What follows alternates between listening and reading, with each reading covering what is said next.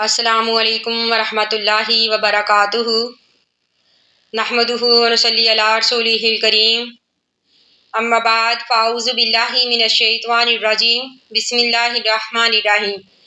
ربی اشرح لی صدری ویسر لی امری واحلل عقدۃ من لسانی لیفقہوا قولی۔ اللہ تعالیٰ فرماتے ہیں احل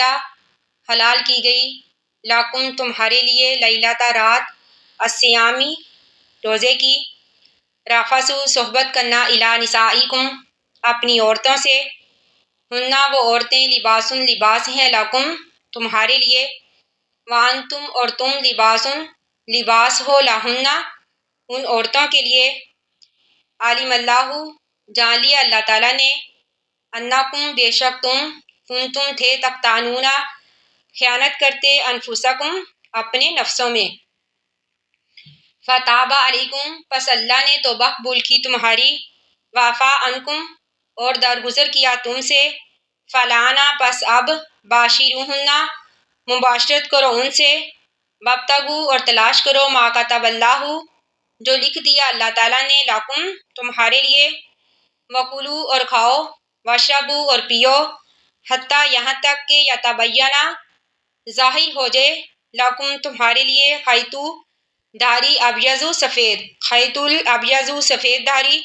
من الخیط الاسود سیاہ دھاری سے، من الفجر فجر سے، ثم پھر اتموا پورا کرو الصیام روزے کو الی اللیل رات تک، ولا اور نہ تباشروہن تم مباشرت کرو عورتوں سے، وانتم اور ہو تم عاکفون فی المساجد اعتکاف کی حالت میں، فی المساجد مسجدوں میں۔ اللہ تعالیٰ فرماتے ہیں تل کا یہ حدود اللہ حدیں ہیں اللہ تعالیٰ کی، فلا تقربوہا پس نہ تم قریب جاؤ ان حدوں کے، کذالک اسی طرح یبین اللہ بیان کرتا ہے اللہ تعالیٰ آیاتہ ہی اپنی نشانیاں، للناس لوگوں کے لیے، لعلہم تاکہ وہ یتقون پرہیزگاری کریں۔ ابتدائی اسلام میں ایک حکم یہ بھی تھا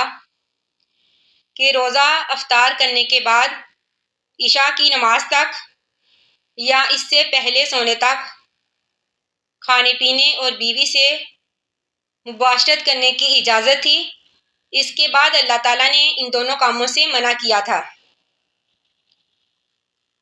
یعنی عشاء کی نماز کے بعد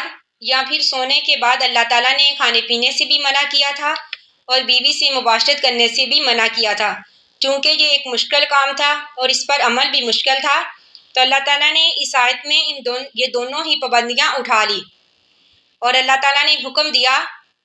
کہ تم فجر تک کھا پی بھی سکتے ہو اور بیوی سے مباشرت بھی کر سکتے ہو۔ یہاں پر خیط الابیض سے مراد فجر ہے اور خیط الاسود سے مراد رات ہے، اور اللہ تعالیٰ فرماتے ہیں کہ تم اعتکاف کی حالت میں جب ہو تب بھی عورتوں سے مباشرت نہ کرو۔ یہاں پر عاکفون فی المساجد سے یہ پتہ چلتا ہے کہ اعتکاف جو ہے وہ مسجدوں میں ہی ہو سکتا ہے، کیونکہ ہمارے پیارے نبی اکرم صلی اللہ علیہ وآلہ وسلم کی بیویوں نے بھی مسجد میں ہی اعتکاف کیا۔ ہاں البتہ یہ شرط ضروری ہے کہ مسجد میں عورتوں کا علیحدہ انتظام ہو، یعنی ان کی ہر چیز مردوں سے الگ ہو کہ ان کا مردوں سے اختلاط نہ ہو۔ ہاں البتہ جب یہ سہولت میسر نہ ہو تو پھر عورتوں کا مسجد میں اعتکاف میں بیٹھنا ضروری نہیں، کیونکہ یہ ایک نفلی عبادت ہے، جب تک پوری طرح تحفظ نہ ہو اس نفلی عبادت سے گریز کرنا چاہیے۔ اور اللہ تعالیٰ فرماتے ہیں وَلَا تَأْكُلُوا نہ تم کھاؤ اموالکم اپنے مال، بینکم آپس میں بالباطل باطل طریقے سے،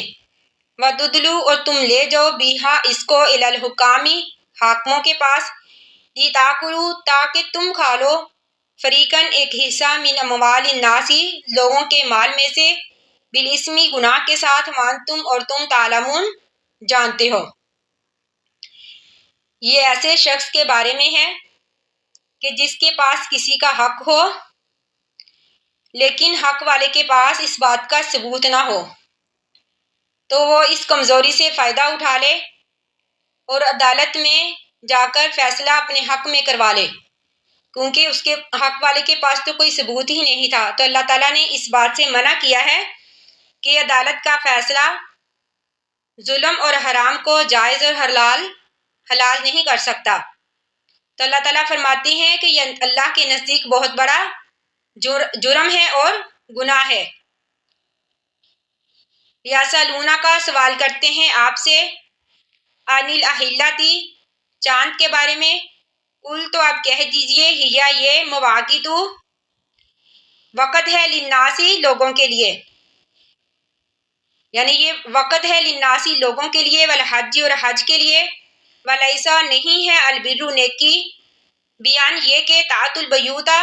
تم آؤ گھروں میں، من ظہورہا اس کی پشت سے، ولیکن البر اور لیکن نیکی یہ ہے، من اتقی جو کہ پرہیزگاری کرے، وآت البیوتا اور آئے گھروں میں، من ابوابہا اس کے دروازے سے، واتقوا اللہ اور ڈرو تم اللہ سے،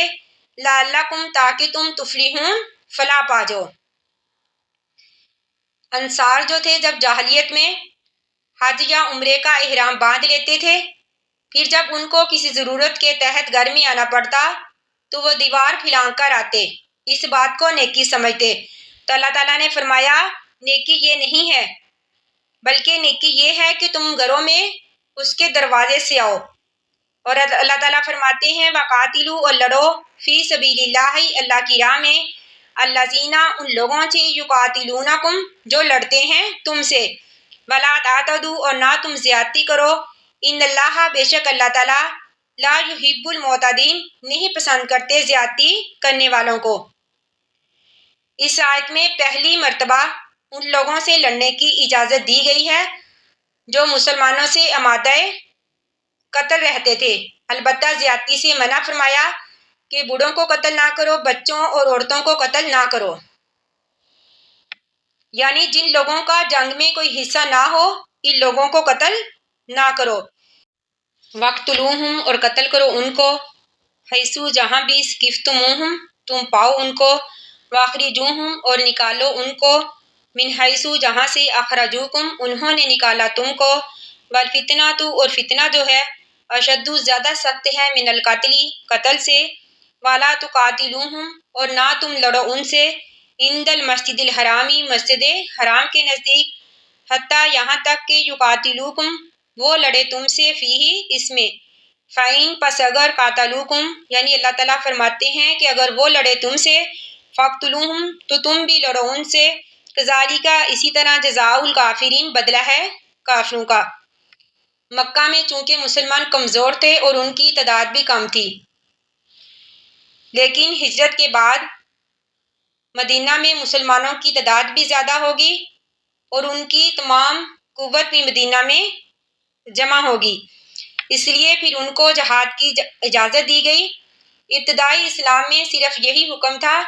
کہ جو بھی تم سے لڑنے میں پہل کرے تو اللہ تعالیٰ فرماتے ہیں کہ پھر تم بھی ان سے لڑو، لیکن بعد میں اس میں وسعت کر دی گئی، یعنی کہ اللہ تعالیٰ فرماتے ہیں کہ لڑو تم ان سے یعنی قتل کرو تم ان سے، ان کو جہاں بھی تم ان کو پاؤ۔ ہاں البتہ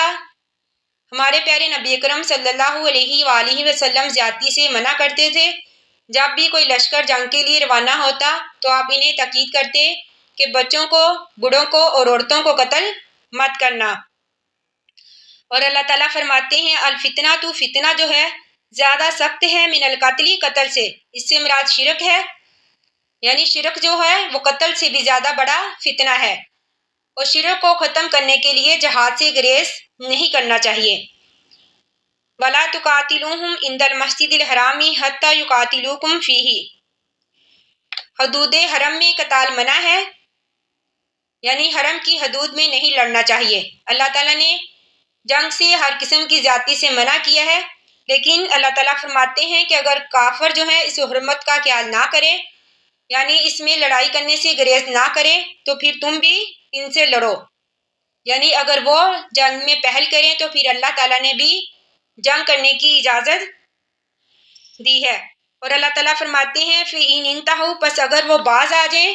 یعنی کہ اگر کافر جنگ سے باز آ جائیں، لڑائی نہ کرے، فَإِنَّ اللَّهَ پس بے شک اللہ تعالیٰ غفور معاف کرنے والا ہے، رحیم مہربان ہے۔ اللہ تعالیٰ سے دعا ہے کہ اللہ تعالیٰ ہمیں قرآن پاک کو پڑھنے، سمجھنے اور اس پر عمل کرنے کی توفیق عطا فرمائے۔ آخر دعوانا ان الحمد للہ رب العالمین۔ السلام علیکم ورحمۃ اللہ وبرکاتہ۔